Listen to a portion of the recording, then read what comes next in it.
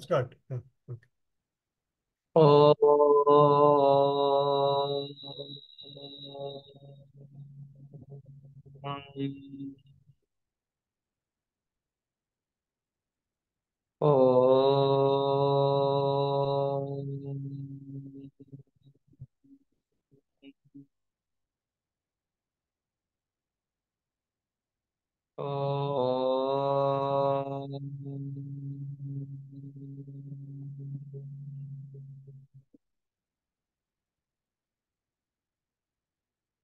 ॐ सहनाववतु सहनौ भुनक्तु सह वीर्यं कर्वावहै तेजस्विनावधीतमस्तु मा विद्विषावहै।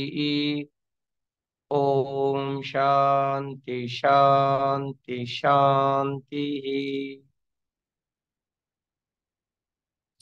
समस्त जनकल्याणे निरतं करुणामयं नमामि चिन्मयं देवं सद्गुरुं ब्रह्मविद्वरम्।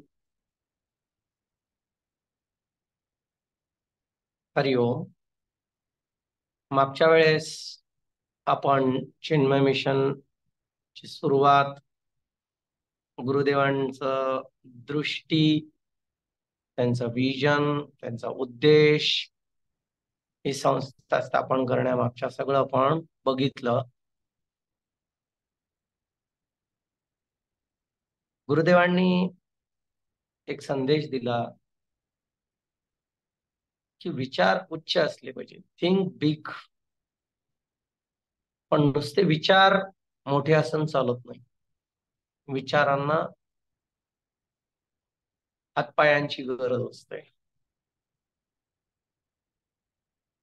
हातपाय असल्याशिवाय, हातपाय जर नसतील विचारांना, तर ते नुसते दिवा स्वप्न होतात.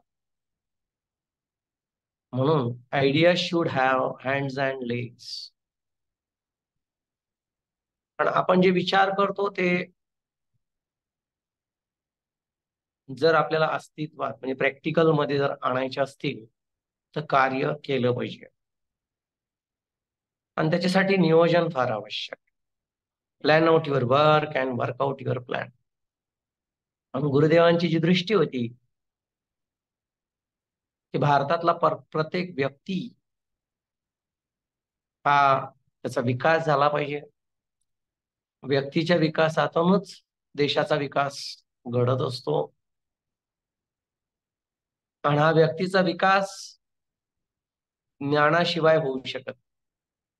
आणि ज्ञानामध्ये सगळ्यात श्रेष्ठ ज्ञान जर कोणतं असेल तर आत्मज्ञान, सेल्फ नॉलेज. आणि हीच दृष्टी ठेवून गुरुदेवांनी स्वतः 1951 पासून 1993 पर्यंत अथकपणे रात्रंदिवस या कार्याचा प्रचार प्रसार देश विदेशातून केला. स्वामी चिन्मयानंदजी म्हणजे गुरुदेव म्हणायचे की विवेकानंद होणं सोपं आहे, पण विवेकानंद निर्माण करणं फार अवघड आहे.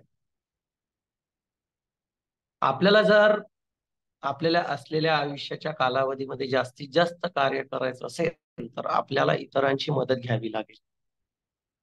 दिवसामध्ये 24 तास असतात, पण ते 24 तास आपण वाढवू शकतो जर आपण आपली दृष्टी आणि कार्य दुसऱ्याला पटवून दिलं आणि त्याच्याकडून त्याची मदत जर घेतली तर तो हे कार्य पुढे वाढवू शकतो. आणि याच उद्देशाने गुरुदेवांनी सांदीपनी साधनालय सुरू केले. सांदीपनी साधनालयांमधून अनेक विविध बॅचेस ब्रह्मचारी प्रशिक्षित होऊन बाहेर पडले. त्या 3 वर्षामध्ये प्रत्येक विद्यार्थ्याला वैदिक मंत्राचा उच्चार, त्याचा पठण, नुसतं पठणापुरतच न राहता त्याचा अर्थ सांगणे, उपनिषद, शंकर भाष्य, स्वतः जे विद्यार्थी इंटरेस्टेड आहेत हे कार्य करण्यामध्ये त्यांना संस्कृत भाषेचं ज्ञान असलं पाहिजे. ती संस्कृत भाषा त्यांना शिकवायची, एक ट्रेनिंग द्यायची. उत्साह खूप असतो, पण तो उत्साह प्लॅटफॉर्म म्हणजे आपण जिथं कार्य करतो तिथं ते दिसून आला पाहिजे. आणि त्याच्यासाठी तुम्ही कसे बोलतात, कसे तुमचे विचार मांडतात, त्याची एक ट्रेनिंग तिथं गुरुदेव द्यायचे. गुरुदेवांचं म्हणणं होतं की माझ्या या आश्रमातून प्रशिक्षण घेऊन निघालेला जो सैनिक आहे, तर सर्वांगीण त्याचा विकास झाला पाहिजे, त्याला बोलता आलं पाहिजे, आपले विचार त्याला मांडता आले पाहिजे आणि जास्तीत जास्त लोकांपर्यंत हे ज्ञान त्याला पोहोचवता आलं पाहिजे. आणि त्या दृष्टीने सांदीपडी साधनालयामध्ये 3 वर्षाची ट्रेनिंग दिल्या जाते. मागच्या वेळेस थोडक्यात मी त्याची माहिती दिली होती. गुरुदेवांच्या या सांदीपणी साधनालयामधून असे अनेक सैनिक, साधू, संत देशाच्या विकासासाठी, राष्ट्राच्या विकासासाठी सतत कार्यरत आहेत. त्यामध्ये स्वामी पुरुषोत्तमानंदजी, तेजोमयानंदजी, ब्रह्मानंदजी, सुबोधानंदजी असे अनेक नावं आहेत की ज्यांनी आपलं पूर्ण आयुष्य या कार्यासाठी समर्पित केलं. गुरुदेवांची जी दृष्टी होती, जे विजन होतं, जे स्वप्न होतं, ते साकार करण्यासाठी आपलं जीवन समर्पित केलं. गुरुजी स्वामी तेजोमयानंदजी 1993 नंतर चिन्मय मिशनचे प्रमुख म्हणून निवडल्या गेले आणि त्यांनी ही कार्याची धुरा सांभाळली. त्यावेळेस साधारणपणे 250 ते 300 चिन्मय मिशनचे केंद्र जगभर होते आणि खूप मोठं कार्य गुरुदेव एक दृष्टी देऊन गेले होते आणि ते कार्य पूर्ण करायची जबाबदारी तेजोमयानंदजींच्या खांद्यावर येऊन पडली होती. गुरुदेव नुकतेच गेल्यामुळे बरेचसे संकट त्या संस्थेवर आले, आधी दैविक, आधी भौतिक, आध्यात्मिक सगळ्याच प्रकारचे आपण म्हणतोस. पण त्या सगळ्याला न जुमानता गुरुजींनी या मिशनची वाटचाल पुढे चालू ठेवली. 1993 पासून जो वारसा गुरुदेव स्वामी चिन्मयानंदांनी सोपवला होता, तो खंबीर आधार देऊन गुरुजींनी पुढे चालवला. गुरुजींचं स्वप्न होतं की एक इंटरनॅशनल स्कूल आपली असली पाहिजे. जगातला कोणताही विद्यार्थी इथं येऊन वैदिक शिक्षण आणि त्याचबरोबर भौतिक शिक्षण या दोघांची योग्य सांगड घालून एक सुंदर, एक छान कर्तबगार युवक तयार झाला पाहिजे. आणि म्हणून कोयंबतूरला एक 100 एकर जागा घेऊन तिथे शाळा मोठी काढायचं गुरुदेवांचं स्वप्न होतं. गुरुजींनी त्यांचं ते स्वप्न पूर्ण केलं. ती शाळा पूर्ण झाली. Chinmay international residential school CIRS पूर्ण झालं. त्याचबरोबर हे NRI विद्यार्थ्यांसाठी असलेली शाळा, त्याचबरोबर असे जे काही विद्यार्थी होते आदिवासी की ज्यांना पोटभर जेवण सुद्धा मिळत नाही, तर शिक्षणाची गोष्ट तर दूरच. मग असे गावं शोधून त्यांच्यासाठी, गरीब विद्यार्थीसाठी जे आर्थिकदृष्ट्या मागासलेले आहेत, त्यांच्यासाठी गुरुदेवांनी हरिहर स्कूल ही योजना काढली, ज्याच्यामध्ये गरीब विद्यार्थ्यांना आधी जेवण दिल्या जाईल आणि मग नंतर त्यांना शिक्षण. या अभियानांतर्गत अनेक शाळा आंध्र प्रदेश, तामिळनाडू, केरळ इकडे उघडण्यात आल्या. गुरुदेव स्वामी चिन्मयानंदांच्या शिष्या होत्या शांताप्रियानं, त्यांनी पण याच्यात खूप सहभाग दिला. दक्षिण भारतामध्ये चिन्मय मिशनचं कार्य वाढवलं. महाराष्ट्रामध्ये स्वामी पुरुषोत्तमानंद सरस्वती यांनी शहरात जाऊन गुरुदेवांचं हे कार्य म्हणजे गीता आणि वेदांचा प्रचार प्रसार प्रत्येक गावातून, प्रत्येक शहरातून नेला. स्वतः गुरुदेव अनेक शहरात जाऊन त्यांनी हे ज्ञान यज्ञ घेतले. मग मुंबई असेल, पुणे असेल, नागपूर असेल, औरंगाबाद, संभाजीनगर असेल, या सगळ्या ठिकाणी गुरुदेवांनी स्वतः ज्ञान यज्ञ घेतले आणि ही कार्याची धुरा मराठीतून स्वामी पुरुषोत्तमानंद सरस्वती यांच्यावर सोपवली. गुरुदेव म्हणायचे की मला जरी मराठी बोलता येत नसेल तर पुरुषोत्तमानंद जे आहेत ते माझं मुख आहे. मराठी माझं मुख तेच आहे. मला जे बोलायचं, जे सांगायचं ते सांग.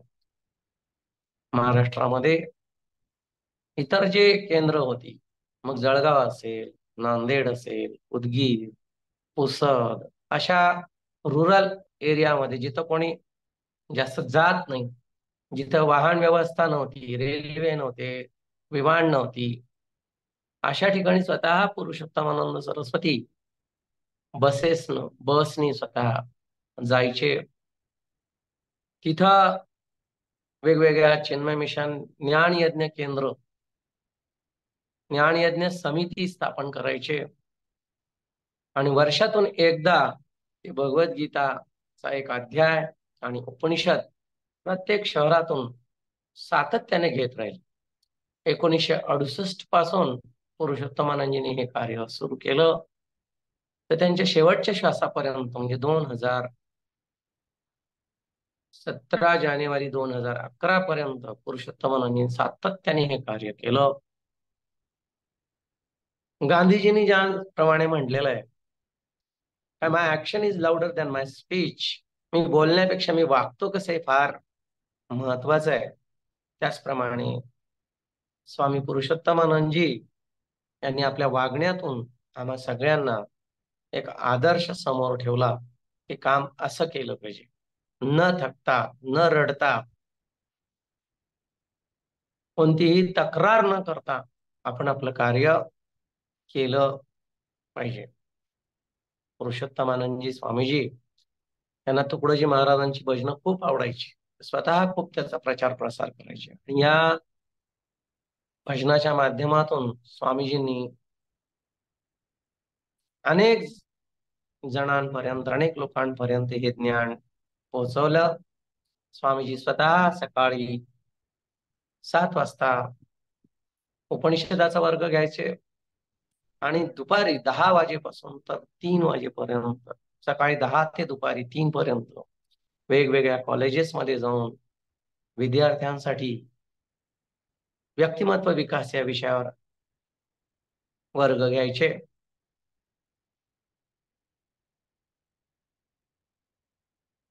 अशाच एकदा संभाजीनगरला आले असताना आमच्या सुद्धा कॉलेजमध्ये ते आलेत.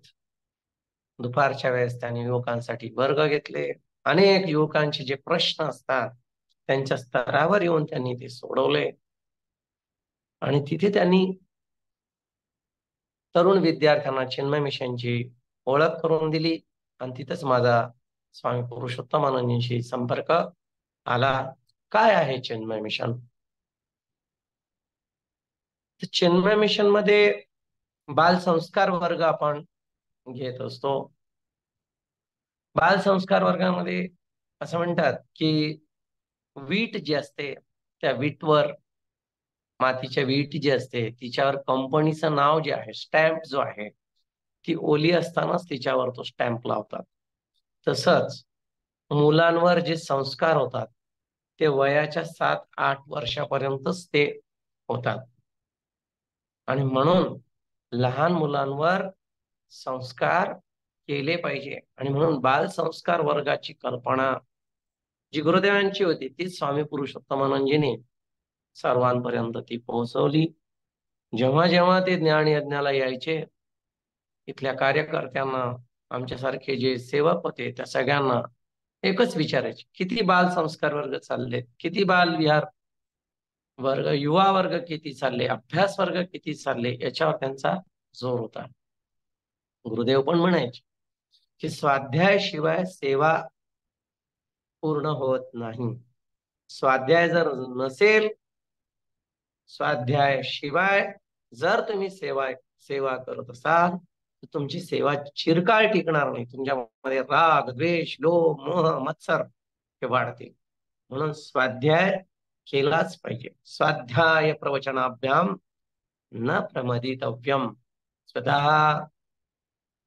गुरुजी स्वामी तेजोमयानंदजी, पुरुषोत्तमानंदजी आम्हाला घेऊन दाखवायचे की बालसंस्कार वर्ग कसा घ्यायचा असतो, युवा वर्ग कसा घ्यायचा असतो. आम्ही महाराष्ट्रामध्ये कार्य करत असताना आमच्या एक लक्षात आली गोष्ट की गुरुदेवांचं जे पण काही लिटरेचर आहे, पुस्तकं आहे, ते सगळे इंग्रजीतून आहे. आणि त्यांची इंग्रजी एकदम हायर स्टँडर्डची असल्यामुळे 10 पैकी 5-6 शब्द तर आम्हाला कळायचेच नाही त्याचा अर्थ. अवघड झालं. आणि ही गोष्ट लक्षात आल्यानंतर स्वतः स्वामी पुरुषोत्तमानंदजींनी खूप मोठं कार्य हातात घेतलं. जे पण गुरुदेवांचे ग्रंथ आहेत इंग्रजीमधून, ते सगळे मराठीमधून करायचं त्यांनी निश्चय केला. त्याच्यासाठी वेगवेगळे निधी जमा केला. सगळे उपनिषद, भगवद्गीतेचे सगळे अध्याय, भजगोविंदम, विवेक चूडामणी अशा सारखे जे ग्रंथ होते ते सगळे मराठीतून ट्रान्सलेट करायचं काम गुरुदेवांना स्वामी पुरुषोत्तमानंदजींनी केलं. आम्ही तर गुरुदेवांना पाहिलं नाही, पण स्वामी पुरुषोत्तमानंदजी म्हणजेच गुरुदेवांचं रूप असं जाणून आम्ही त्यांच्याकडून ती प्रेरणा घेतली. स्वामीजींनी ठरवलं होतं की महाराष्ट्रातल्या विद्यार्थ्यांसाठी, लोकांसाठी मराठीतून एक छान केंद्र व्हायला पाहिजे. मग स्वतः त्यांनी कोल्हापूरला चिन्मय गणाधीश आणि चिन्मय सेवा ट्रस्ट महाराष्ट्राची स्थापना करून कोल्हापूरला 7 एकर जागा घेऊन तिथं मोठा आश्रम बांधला. वर्षभर ते सगळ्या केंद्रांना भेट द्यायचे. प्रत्येक केंद्रामध्ये अभ्यास वर्ग, युवा वर्ग, देवी वर्ग हे कसे चालले बघायचे. आणि सगळ्यांना एक कंपल्सरी असं होतं की तुम्ही एक शिबिर अटेंड केलीच पाहिजे. स्वाध्यायी जो व्यक्ती आहे, जो कार्यकर्ता आहे, जो मेंबर आहे चिन्मय मिशनचा, त्यांनी कमीत कमी महिन्यातून एक ज्ञानयज्ञ, एक शिबिर वर्षातून आणि प्रत्येक आठवड्यातून एक अभ्यास वर्ग त्यांनी अटेंड केलाच पाहिजे. तरच तो चिन्मय मिशनचा कार्यकर्ता. हे एक अलिखित नियम सगळ्यांना लावून दिला. कार्यकर्त्यांकडून खूप चुका होत असतात. स्वामीजी स्वतः क्षमा करायचे, समजावून सांगायचे की जो चालतो तोच पडतो, त्याच्यामुळे रडत बसू नका. गुरुदेव जसे म्हणतात, झाल्या चुका, चला ठीक आहे, चुकापासून शिका, पण त्या चुका पुन्हा होऊ देऊ नका. गुरुदेव म्हणायचे चिन्मयानंदजी की फॉल लाईक ए बॉल. बॉल जसं खाली आपण टाकल्यानंतर तो उसळी मारून पुन्हा वर येतो, त्याप्रमाणे आपल्या जीवनात पण कार्य करत असताना जर काही चुका झाल्या तर रडत बसू नका, पश्चाताप करत बसू नका. लगेच सगळे दोष झटकून पुन्हा कामाला लागलं पाहिजे. आणि असं हे काम जर शहरातून आपल्याला पोहोचवायचं असेल तर मग गुरुदेव म्हणायचे, पुरुषोत्तमानंदजी सांगायचे की प्रत्येक केंद्राने एक जबाबदारी घेतली पाहिजे. तुमच्याकडे जेव्हा एखादा ब्रह्मचारी किंवा महंत नेमला जातो तर त्याच्या भिक्षेची, त्याच्या राहण्याची व्यवस्था, त्याचं ट्रान्सपोर्टेशन, त्याला जे फिरावं लागतं गावामध्ये कार्य करायसाठी, ही सगळी जबाबदारी त्या केंद्राच्या कार्यकर्त्यांची असायची. आणि म्हणून विविध शहरातून चिन्मय मिशनची कार्यकारिणी गुरुदेवांनी निर्माण केली. त्याचा एक प्रत्येकाचा नियमावली तयार केली. अभ्यास वर्गामध्ये पण कोणते पुस्तकं कसे घ्यायचे त्याचा सिलेबस, त्याची पण नियमावली दिली. बालविहार कसा चालवावा, कोणत्या चुका करू नये, ते सगळं बारीक सारीक गोष्टी ते गुरुदेवांनी आपल्यासाठी केल्या. इंग्रजीतून पण पुरुषोत्तमानंदजींनी ते सगळे पुस्तकं मराठीतून ट्रान्सलेट केले. ती जी ग्रंथ संपदा लागत होती, जसं युवा वर्ग असेल तर युवा वर्गासाठी स्वविकसनाची मार्गदर्शिका, आर्ट ऑफ मॅन मेकिंग, जीवन ज्योत, आपण हे केलंच पाहिजे, अशा अनेक ग्रंथ त्यांनी आपल्या स्तरावर येऊन आपल्यासाठी निर्माण केले आणि त्याचा एक सिलेबस प्रत्येकाने अभ्यासासाठी दिला. ब्रह्मचारी जे कार्य करत असतात, आता साहजिकच तरुण ब्रह्मचारी, एक तर ब्रह्मचारी वर्ग मिळतच नाही, पूर्ण जीवन या कार्यासाठी समर्पित करणारा, आणि ते पण वयाच्या 25-26व्या वर्षी, जेव्हा पूर्ण तारुण्यात तो असतो, त्यावेळेस सर्व इंद्रिय सुखांचा त्याग करून पूर्ण वेळ या राष्ट्राच्या सेवेसाठी समर्पित करणारा, लाखातून एखादा साधक विद्यार्थी मिळतो. असे विद्यार्थी मिळणं पण फार कठीण झालं. आणि असे आलेले विद्यार्थी 100 जरी आले तर 100चे 10 शेवटपर्यंत टिकतात. आणि मग त्यांना जर प्रेम दिलं नाही तर ते निघून जातात. तर हे प्रेम द्यायचं, त्या सगळ्यांना एका साखळीमध्ये बांधून ठेवायचं. We stand as a one family. आपण एका कुटुंबासारखे आहोत. तर कसं सगळ्यांवर प्रेम केलं पाहिजे, हे हे याचं आदर्श उदाहरण म्हणजे स्वामी पुरुषोत्तमानंदजी. प्रत्येक वेळेस विचारायचे ते, जेवला का, भिक्षा झाली का, तुला मिळालं का, सगळं व्यवस्थित आहे ना, काही अडचणी तर नाहीये. म्हणजे आपण आपल्या ब्रह्मचार्याची कशी काळजी घेतली पाहिजे, त्याची राहण्याची व्यवस्था केली पाहिजे, हे सगळं कार्य जसं वडील आपल्या मुलांची काळजी घेतात तसं स्वामीजी सगळ्या ब्रह्मचार्यांची काळजी घेत होते. आणि ही नुसती का प्रेमाबरोबर थोडासा धाक पण होता, की तुम्ही काय कार्य करतात. एक ब्रह्मचारी जेव्हा एखाद्या सेंटरमध्ये पोस्टिंग त्याची केल्या जाते, तो काय कार्य करतो त्याच्या महिन्याला रिपोर्ट गेलाच पाहिजे, की किती बालविहार तुम्ही चालवतात. मागच्या वेळेस 2 बालविहार होतात, ते या महिन्यामध्ये काही वाढवले का, का नाही वाढवले, अशी सगळी विचारणा तिथं होत होती. तुम्ही ज्ञान यज्ञ घेतात, मंदिरातून ज्ञान यज्ञ घेतले पाहिजे. कारण आजकाल मंदिरं आहे पण तिथं प्रवचन करणारे कोणी विद्यार्थी किंवा कोणी साधू संत तिथं नाहीच आहे. तर हे मंदिरं म्हणजे प्रचाराची केंद्र झाली पाहिजे, असं जे गुरुदेवांचं विजन होतं ते इथं पुरुषोत्तमानंदजीने आमच्याकडून ते करून घेतलं. आणि कार्य केलं की त्याचं फळ मिळणार. असं म्हणतात की या साधनेमध्ये, सेवकाच्या सेवेमध्ये, सेवा करत असताना अनेक प्रलोभनं येतात. असं म्हणतात की कांचन, कामिनी आणि कीर्ती या 3 गोष्टी आपल्या सेवेमध्ये अडथळा होत असतात, जर आपण त्याचा व्यवस्थित वापर केला नाही. कधी लोभ येऊ शकतो, आणि साहजिक तारुण्य असल्यामुळे थोडस जरी आपलं दृष्टी, जे ध्येय आहे त्याच्यावरून जर आपली दृष्टी बाजूला गेली तर काहीतरी आपण आपल्या मार्गापासून विचलित होऊ शकतो.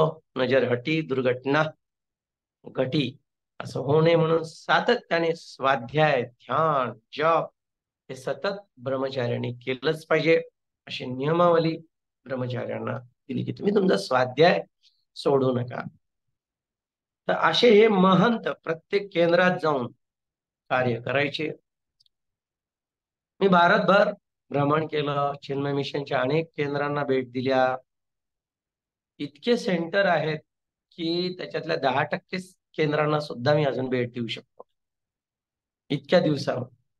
ते इतकं कार्य चिन्मय मिशनचं आहे. पण मी एक बघितलं महाराष्ट्रामध्ये आणि इतर राज्यामध्ये, तर महाराष्ट्रामधला जो महंत आहे, जो ब्रह्मचारी आहे, जो प्रचारक आहे, एका नियमाने वागतात.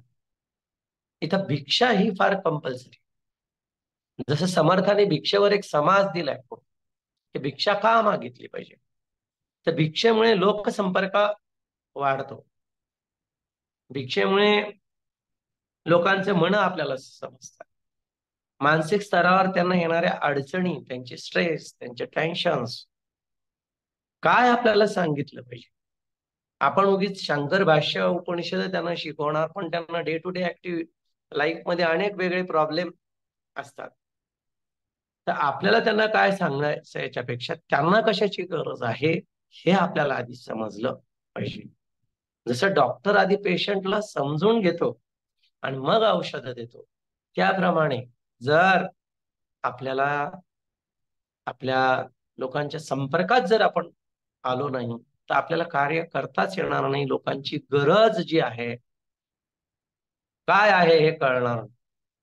आणि म्हणून जसं समर्थांनी सांगितलं तसंच गुरुदेवांनी पण सांगितलं की जो कार्यकर्ता आहे आमच्यासारखा, जो साधू संन्यासी महंत, त्यांनी भिक्षा ही मागितलीच पाहिजे. महंते मठ बांधू नये, बांधला तरी राहू नये एके ठिकाणी श्रीराम. हे जसं समर्थांचं वाक्य आहे, तेच त्याच आधाराने चिन्मय मिशन मध्ये गुरुदेव स्वामी चिन्मयानंदजी, पुरुषोत्तमानंदजी, तेजोमयानंदजी, हे सगळं आम्ही कार्य करत असतो. म्हणून या भिक्षेच्या माध्यमातून घरोघरी जाऊन त्यांचा अभ्यास करून जेव्हा घरी आम्ही जातो, कुटुंबात जातो, तर आम्हाला तिथले लहान मुलं दिसतात, युवा दिसतात, देवी, महिला, पुरुष, घरातले आजी आजोबा, या सगळ्यांशी आम्ही एकाच वेळेस संपर्कात येतो. आणि मग जिथं कुठे देवी वर्ग चालू असेल, अभ्यास वर्ग चालू असेल, युवा वर्ग चाललेला असेल, आम्ही त्यांना आग्रह धरतो की तुम्ही या वर्गाला जरूर जॉईन व्हा. आणि अशा या संपर्कातून मग देवी वर्ग, अभ्यास वर्ग, युवा वर्ग हे वाढतात. आणि जर भिक्षाच घेतली नाही, लोकांच्या संपर्कात गेले, तर हे कार्य हळूहळू हळूहळू थांबायला लागतं. कारण मठात बसून, आश्रमात बसून राहिला की लोकांशी संपर्क त्याचा तुटतो. म्हणून भिक्षेचं महत्व चिन्मय मिशन मध्ये आहे. आणि जैसा अन्न वैसा मन म्हणून चिन्मय मिशन मध्ये सात्विक अन्नाला आम्ही महत्व देतो की कांदा लसूण हा जेवणामध्ये नसायला पाहिजे. भिक्षेला जाताना पण आम्ही आग्रह धरतो की जो बौद्धिक काम करणारी जी व्यक्ती आहे त्याला लसूण कांदा हा रजोगुण वाढवणार असल्यामुळे तो त्यांनी जास्त सेवन करू नये. मग विद्यार्थ्यांना पण या अन्नाची काळजी घेतली पाहिजे, सात्विक अन्न घेतलं पाहिजे. इतक्या छोट्या छोट्या सूचना आम्हाला दिल्या जातात. परत एक गोष्ट, प्रत्येकामध्ये दोष असतो. दोष रहित मित्र अगर ढूंढने जाओगे तो मित्र रहित रह जाओगे. कारण प्रत्येकामध्ये काहीतरी दोष आहे, आपल्याला तो स्वीकारला पाहिजे. एक जण स्वामीजींना म्हणाला, काय स्वामीजी, तुमच्या मिशन मध्ये सगळे लोक भ्रष्ट आहेत, कोणी लोभी आहे, तर कोणी मत्सरी आहे, तर कोणी निंदा करतात, तर कोणी असे. तर स्वामीजींनी फार छान उत्तर दिले की डॉक्टरच्या आजूबाजूला फक्त रोगीच असतात आणि डॉक्टरचं काम आहे त्या रोगीला निरोगी करायचं. जर तुम्ही अपेक्षा केली की डॉक्टरच्या बाजू सगळे निरोगीच असले पाहिजे, तर डॉक्टरचं काही कामच राहिलं नाही. तसं सगळ्यांमध्ये काही ना काही दोष आहे. स्वाध्याय करा, सेवा करा. आणि जेव्हा आपण सेवा करतो, आपल्यातले काम, क्रोध, लोभ, मोह, मत्सर जे लपून बसलेले असतात कुठेतरी एका कोपऱ्यात, सगळे उफाळून बाहेर येतात. आणि मग चांगल्या प्रकारे त्याचा आपल्याला नाश करता येतो. म्हणून नुसता स्वाध्याय केला पण सेवा जर नाही केली, तर सुप्त अवस्थेत असलेले हे दोष आपल्याला कधीच कळणार नाही. आणि म्हणून सेवा केली पाहिजे. उठा, समाजात जा आणि जनसेवा हीच जनार्दन सेवा असं समजून आपलं हे कार्य केलं पाहिजे. आणि साहजिकच आहे, जसं आपण एखादं गाडीचं चाक घेतो आणि त्याला टप्पे मारतो काडीने, ते चाक पळत राहत. तसं कार्यकर्ता जेव्हा समाजामध्ये कार्य करायला येतो, त्यावेळेस तो जो उत्साह असतो सुरुवातीचा, तो शेवट मधून मधून त्याचा तो उत्साह कमी होतो.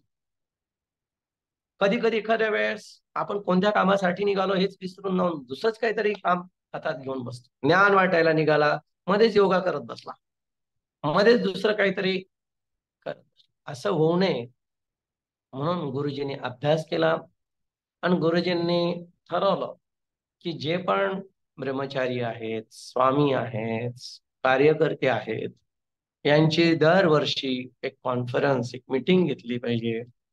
त्यांच्या अडचणी जाणून घेतल्या पाहिजे आणि त्यांना गुरुदेवांचं जे विजन आहे, दृष्टी आहे, ती पुन्हा त्यांनी स्वच्छ करून घ्यावी.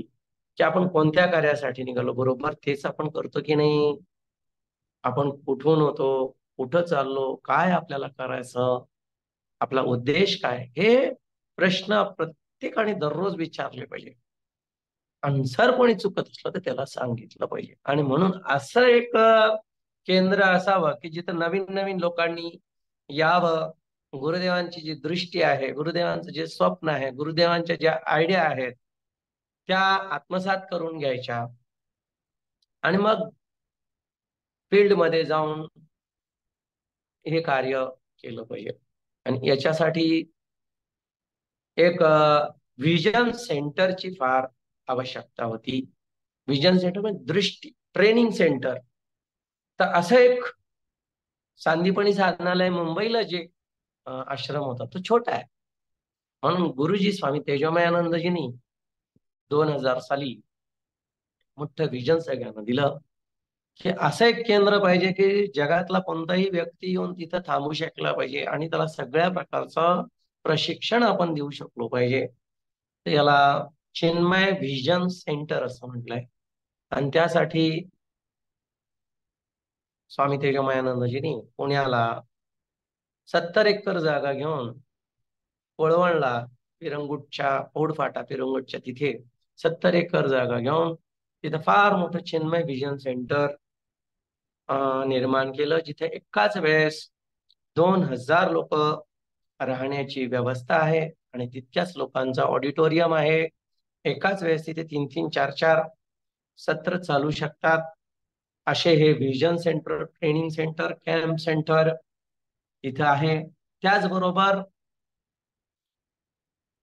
असं म्हणतात की सिद्धस्य लक्षणानी साधकस्य साधनानी. मोठ्या मोठ्या साधू संतांचे आपण चरित्र ऐकले पाहिजे आणि त्यांचं चरित्र आपल्याला प्रेरणा देत असतं. आणि म्हणून याचा आपण सतत अभ्यास करत राहायला पाहिजे. परत परत आपल्या या बुद्धीला, मनाला त्याची उजळणी केली पाहिजे. आणि त्यासाठी गुरुजींनी चिन्मय जीवन दर्शन एक फार मोठी प्रदर्शनी, पूर्ण ऍडव्हान्स, ज्याच्यामध्ये ऑडिओ व्हिज्युअल सगळे आहे. गुरुदेव स्वतः, तुम्ही त्या चिन्मय जीवन दर्शन हे साधारणपणे 1 ते 1.5 तासाची प्रदर्शनी आहे, ज्याच्यामध्ये गुरुदेवांचे व्हिडिओ, ऑडिओ रेकॉर्डिंग आहेत, त्यांनी केलेला उपदेश आहे, त्यांचं कार्य, हे सगळं आपल्याला त्याच्यात पाहायला मिळतं. नुसतं पाहायलाच नाही, ते पाहत असताना आपल्या मनाची मरगळ जी आहे ती सगळी निघून जाते. नवीन कार्य करण्याची प्रेरणा मिळते. असं हे 1 ते 1.5 तासाचं चिन्मय जीवन दर्शन, चिन्मय विभूती कोळवण पुण्याला आहे. आम्ही तिथे नेहमी जात असतो.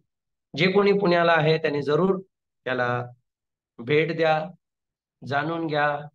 तिथे सुरुवातीला हनुमानजीचं मंदिर आहे, गणेशजीचं मंदिर आहे, 2 मंदिर आहेत, सगळी व्यवस्था आहे मध्ये. त्याचबरोबर हे करत असताना गुरुजींनी एक छान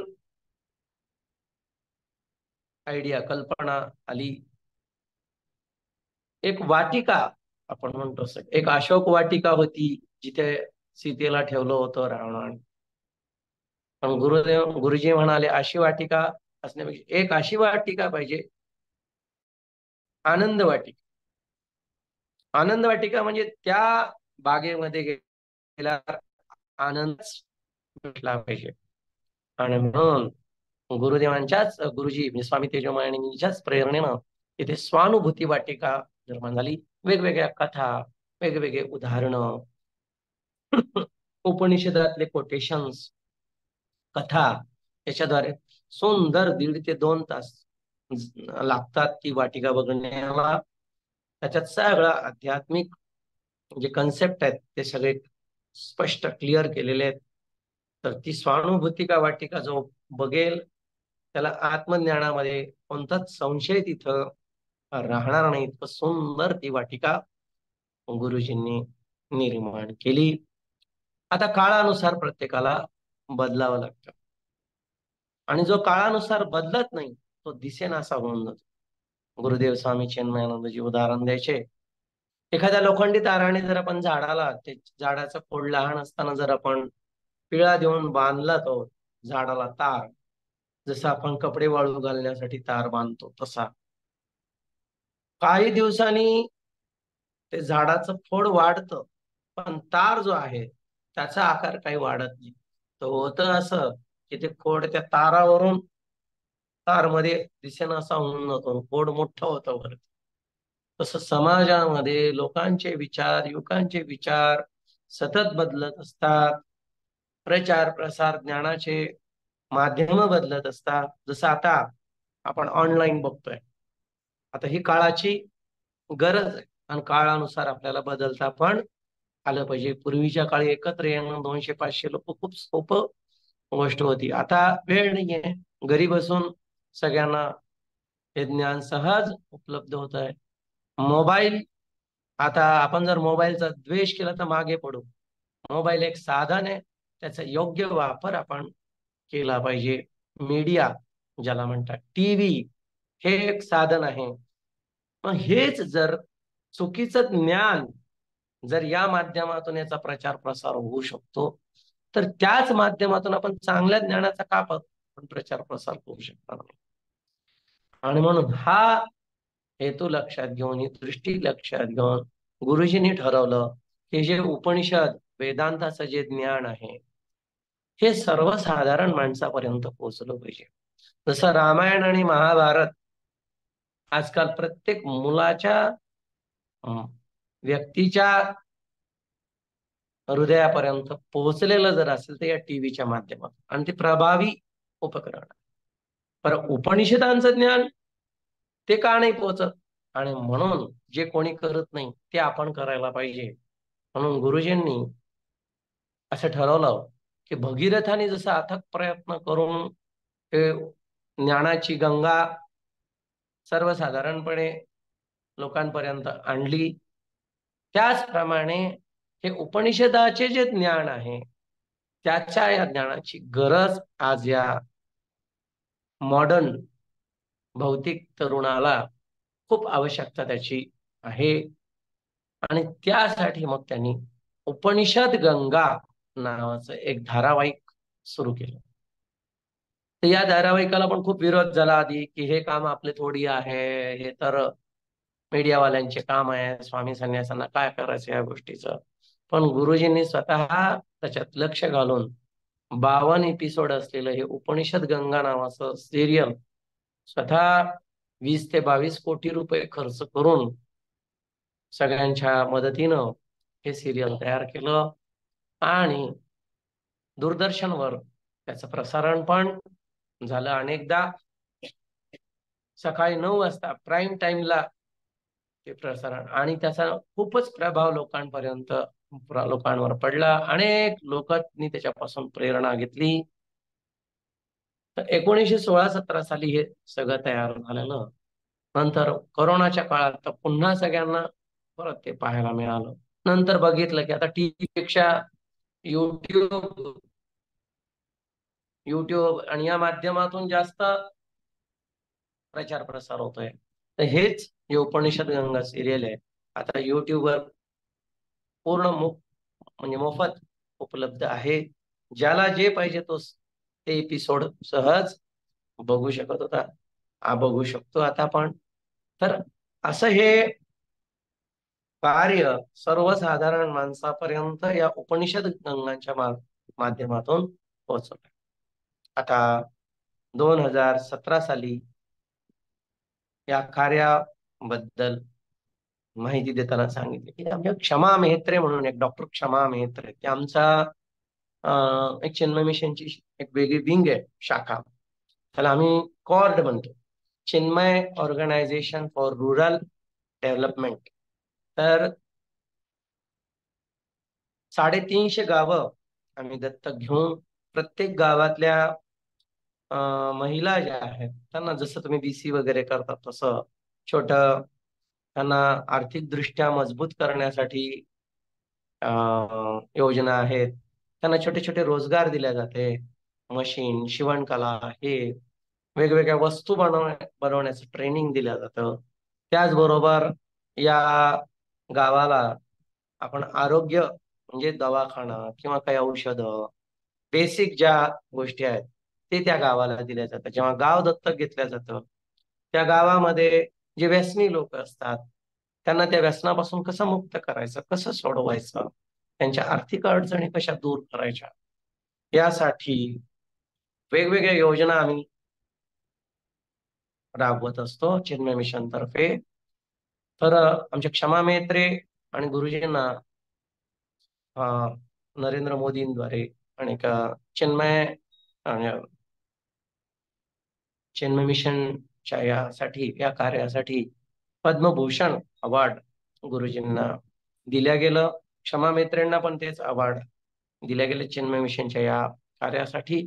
तर याची नोंद प्रत्येक ठिकाणी केल्या जाते. व्यसनमुक्तीच्या बाबतीत जर म्हणाल तर भारतभर जर अभ्यास केला तर प्रत्येक तरुण हा व्यसनाच्या अधीन खूप होत चाललाय. महाराष्ट्रात आता गुटखा बंदी केलेली आहे, पण बाहेरच्या बंदी जरी केलेली असली तरी अनेक लोक छुप्या मार्गाने हे गुटखा तंबाखू खात असतात. तर यांची व्यसनमुक्ती कशी सोडवली, व्यसन त्यांचं कसं सोडवलं पाहिजे. उत्तर प्रदेश असो, मध्य प्रदेश असो, मी सगळ्या ठिकाणी भ्रमण करत असताना बघितलं खूप व्यसन वाढलंय. जवळपास 80% युवक गुटखा तंबाखू नशा करण्यामध्ये. तर आपलं चिन्मय मिशनचा एक म्हणजे आपण असं म्हणू की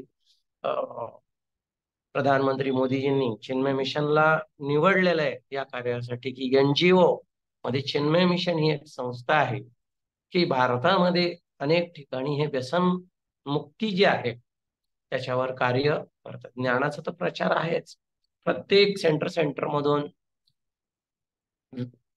व्यसनमुक्त गाव कसं करायचं याच्यावर चिन्मय मिशनचं कार्य हे चालू आहे.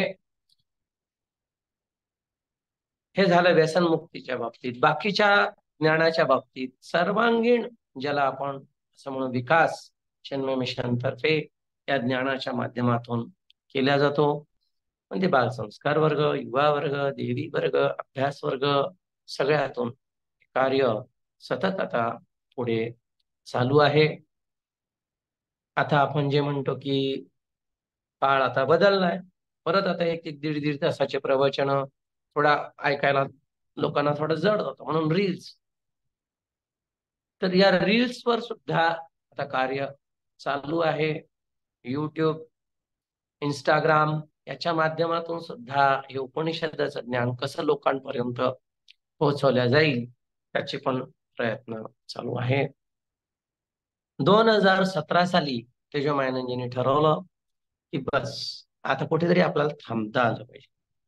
जेव्हा इतका भारत सरकारकडून इतका मोठा पुरस्कार मिळाला, चिन्मय मिशन आता प्रगतीच्या एकदम शिखरावर आहे, त्यावेळेस गुरुजींनी ठरवलं की आता हीच खरी सोडण्याची वेळ आहे.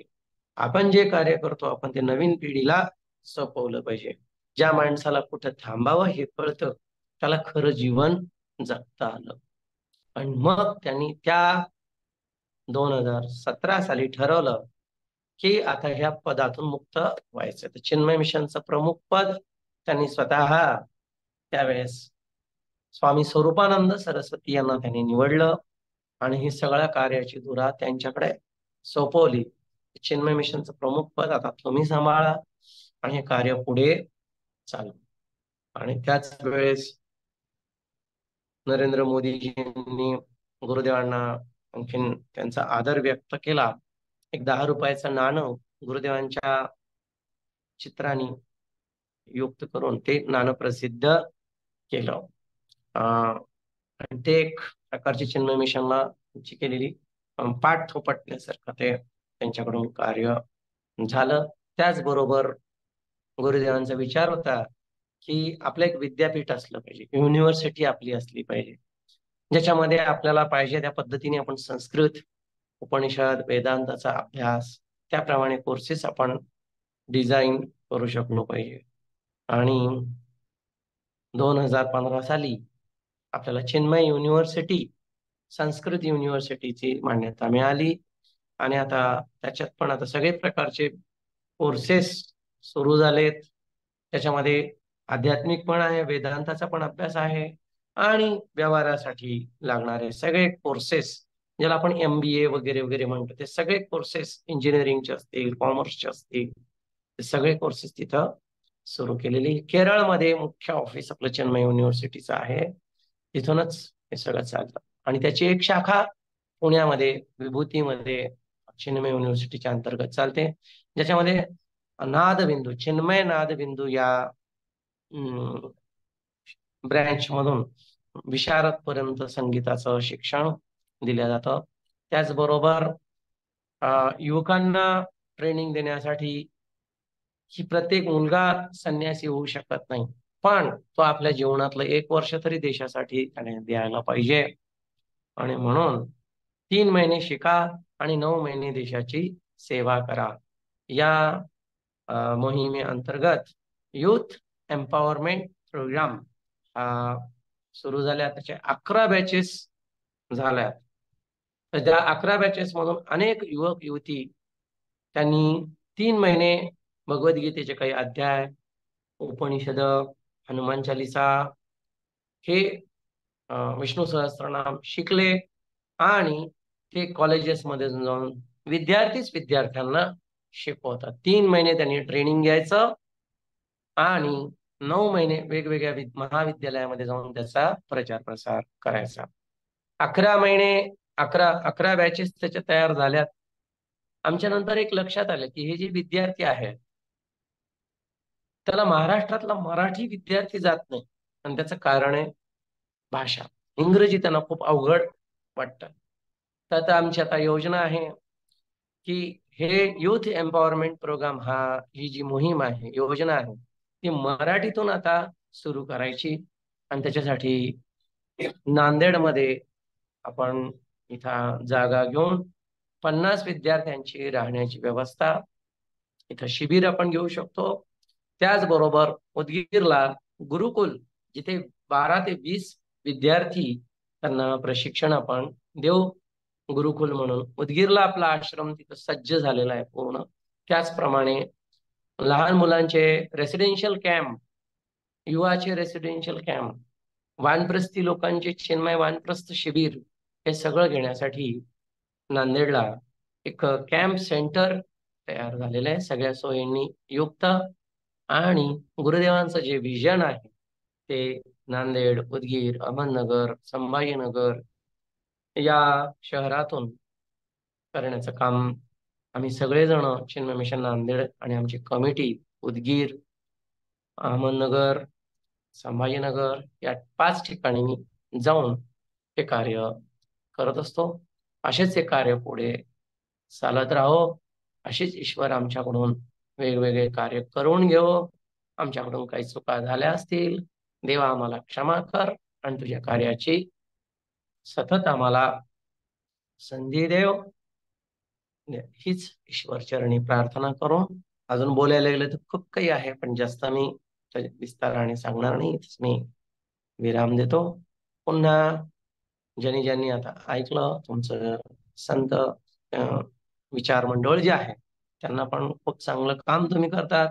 सगळ्या संस्थेला तुम्ही एकत्र आणून सगळ्यांचं विजन, दृष्टी एकमेकाने घेतल्यामुळे एकमेकाला त्याच्यातून प्रेरणा मिळते आणि भगवंताचं कार्य असंच पुढे चालत राहो, हीच ईश्वरच्या प्रार्थना करून माझे 2 शब्द मी थांबवतो. परत सगळ्यांना धन्यवाद, खूप आशीर्वाद. सदा सर्वदा योग तुझा घडावा, तुझे कारणी देह माझा पडावा. उपेक्षू नको गुणवंता अनंता, रघुनायका मागणे हेची आता. जय जय रघुवीर समर्थ. ओम पूर्णमदः पूर्णमिदं पूर्णात् पूर्णमुदच्यते पूर्णस्य पूर्णमादाय पूर्णमेवावशिष्यते. ओम शांति शांति शांति. हरि ओम. श्री गुरुभ्यो नमः. हरि ओम.